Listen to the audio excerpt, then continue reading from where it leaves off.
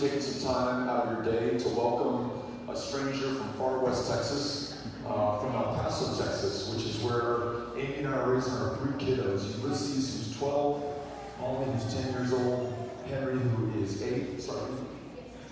Okay, we're good.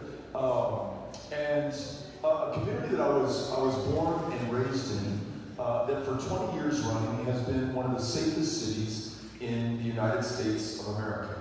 Now, it's one of the safest cities, not despite the fact that it is a city of immigrants and asylum seekers and refugees from the world over.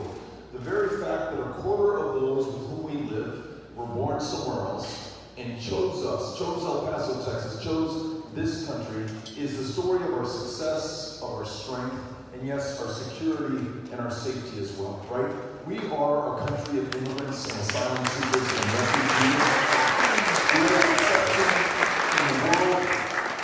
Our genius is that unlike most other nations on the planet, we're not defined by race or ethnicity or a common genealogy.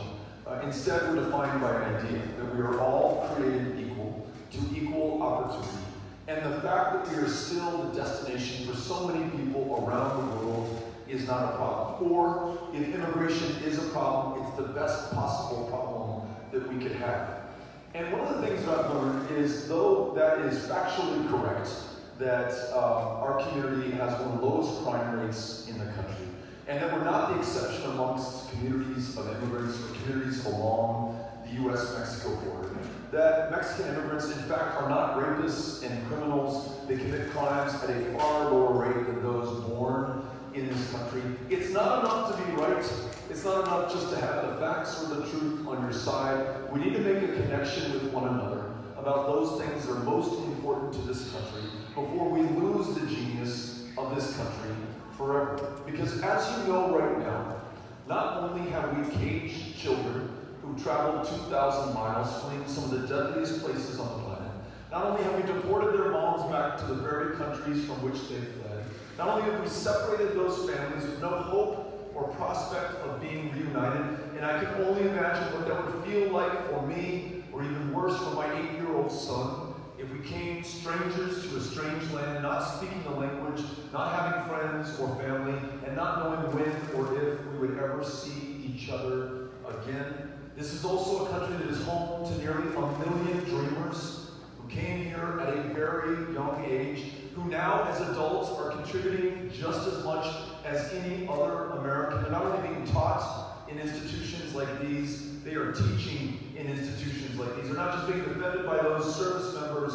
whose lives are on the line tonight in Afghanistan. They very often are those service members whose lives are on the line tonight in Afghanistan. In other words, every bit as American as anyone else in this country, save for the piece of paper that says that they are a U.S. citizen. Imagine our lasting shame if we were to deport more than 1 million of our fellow Americans back to countries where they no longer speak the language, where they no longer have family or connections, where if they are successful against those long odds, they'll be successful for that place and not ours, successful for that country and not the United States of America. To me, this is a golden opportunity to ensure that our laws, our practices, and our policies match our values, our interests, and the reality on the ground here in Indianola and also in my hometown of El Paso and almost every single community in this country.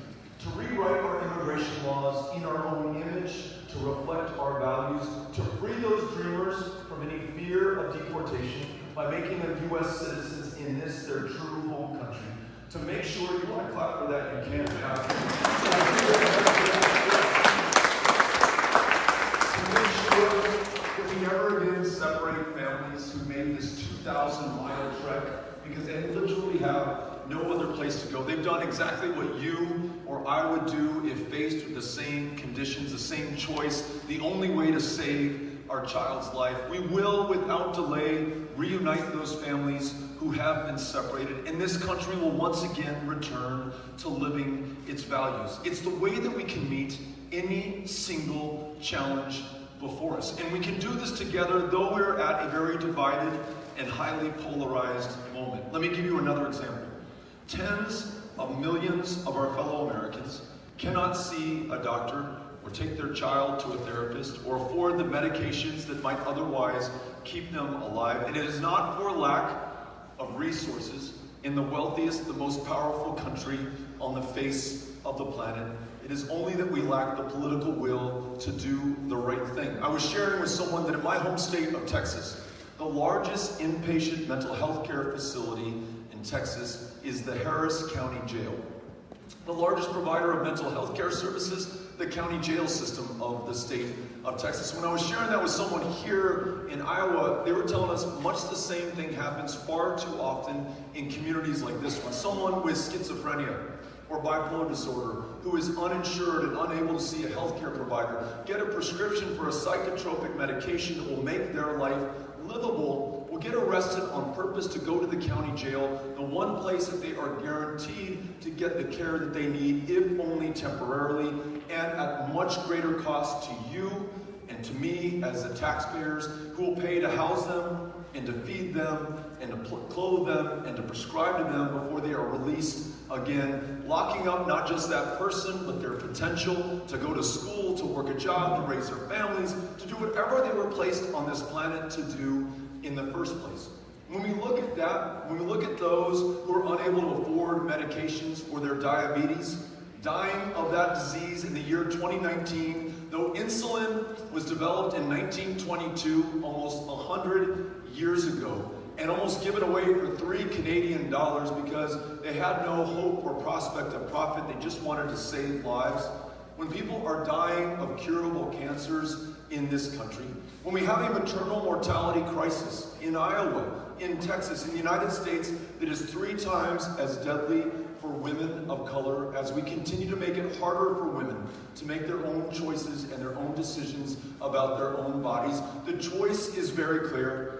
And this is not an issue of the Democratic Party or folks who live in big cities. It will not be defined by those who are members of the Republican Party or live in smaller towns. This is an American challenge and an American opportunity to ensure that we have guaranteed, high-quality, universal health care for every child, for every man, for every woman in this country, primary care, mental health care, and every woman making her own decisions about her own body with access to the health care that allows her to do it.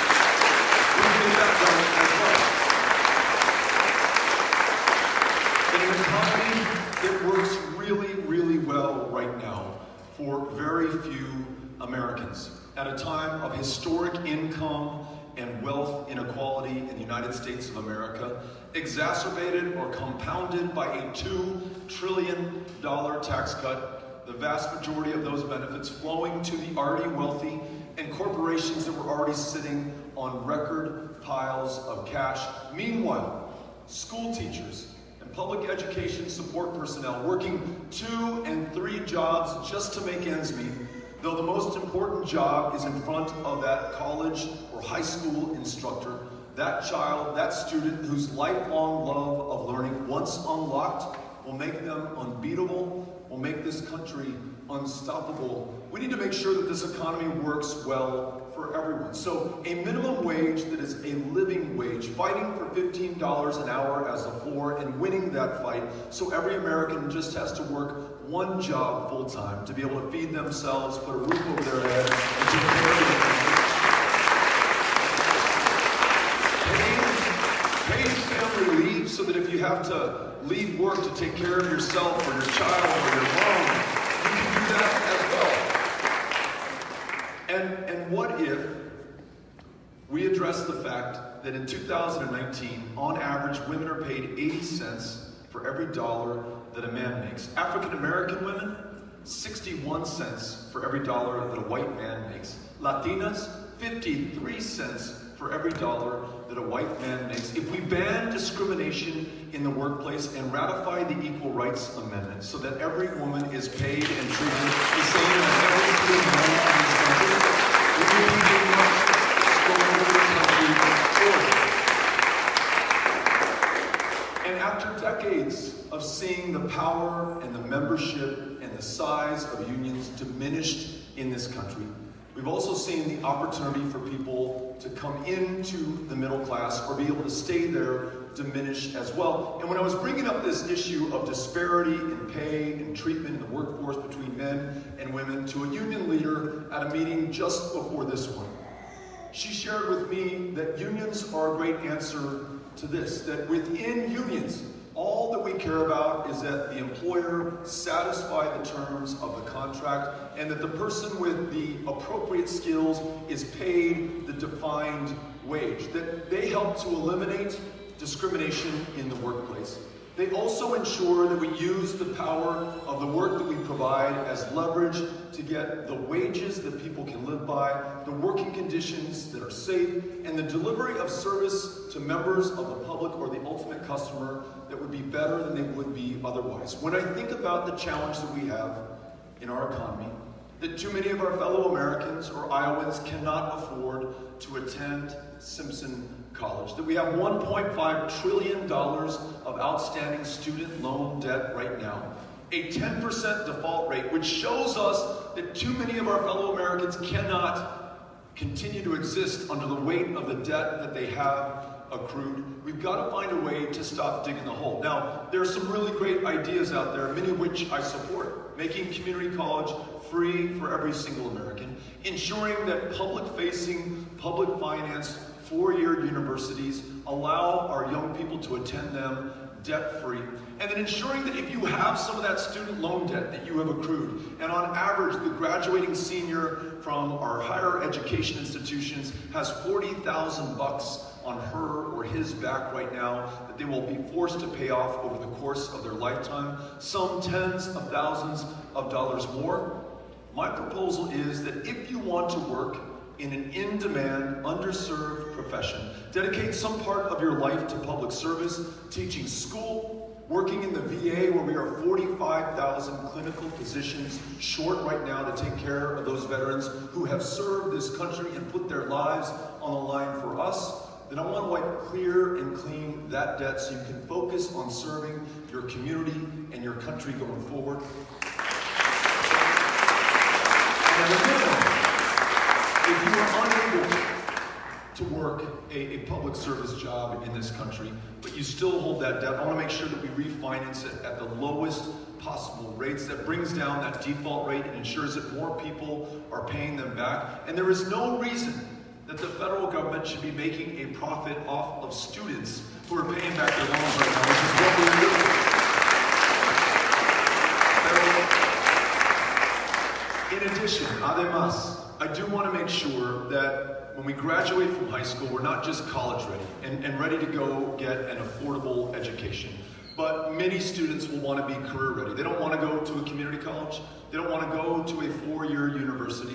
They want to learn a trade or a skill and begin their career. This gets back to strengthening the power and the reach of unions. If we can transition from high school into an apprenticeship, we will learn the trades and the skills that allow us to command a living wage for the rest of our lives without taking on a dime of debt in the process. We begin to train the workforce that we are missing in this country to build this country out. Welders are needed and are missing in almost every single state of the union. The two fastest growing jobs today are wind energy jobs and solar energy jobs, which we desperately need if we're going to make the transition off of fossil fuels.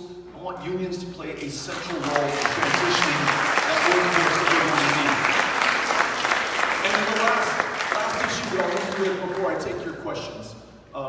The single greatest challenge of them all is brought home to us here in Iowa on either side of the state. I was just reading day before yesterday, Davenport has seen the highest flooding levels since we've been recording floods in Davenport, Iowa, along the Mississippi. Broke the record set in 1993. We were just in Pacific Junction, where every single home, still miles away from the Missouri River, but the Missouri River found Pacific Junction, every single home flooded above the roof. Every possession within those homes destroyed forever, almost without exception. And those homes are going to be rebuilt with only the greatest difficulty, if they can be rebuilt at all. The runoff into the Missouri River Basin was 4 times the average runoff, and it was the greatest runoff since we've been keeping records along that river. It reminds us that climate change is happening right now. It's not something that we must brace ourselves for or prepare this country or the next generation. It is taking its toll right now. I was just in the Central Valley of California, and I was talking to firefighters there who've been battling historic wildfires brought about by historic droughts, historic invasions of beetles that are eating up those trees and providing the tinder for the fires that they fight and far too often die while they are trying to fight.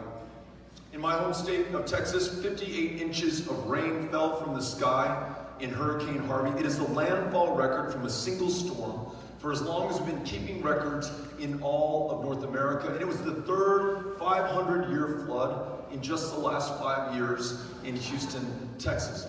These fires, these floods, these droughts through which our farmers attempt to persist, the price tag already is in the tens of billions of dollars, and that's just in the United States of America. So we will pay for our response to climate change one way or another. We can react to the disasters, we can try to prevent them going forward. A week ago today,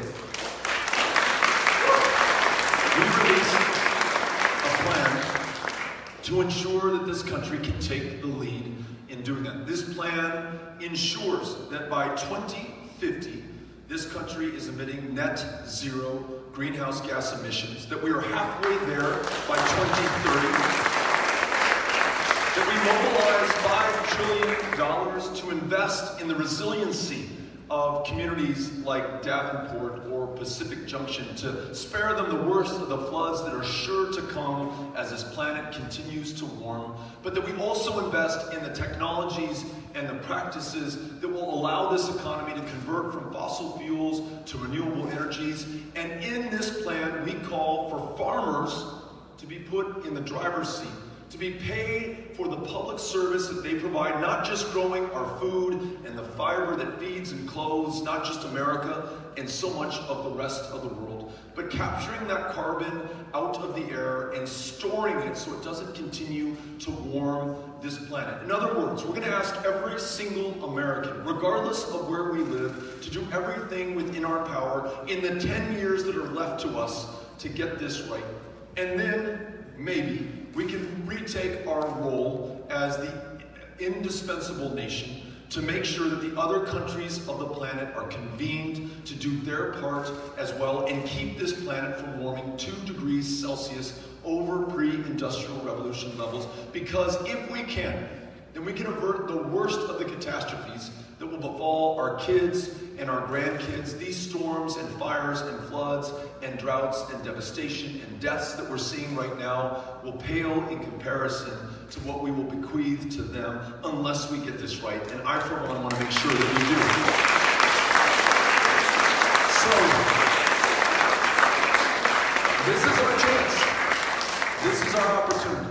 Not as Democrats, not as Republicans, but as Americans, finding a way to come together and meet each and every single one of these challenges together. We're going to make sure that the greatest mechanism ever devised in human civilization, the American democracy, is working at full speed to call forth the genius, the power, the ingenuity, the service, and the sacrifice from every single one of us. And that's why I'm here with you. I hope that's why you are here today with me, to make sure that we come together at this defining moment of truth. Thank you all for having me out. Thank you for being here.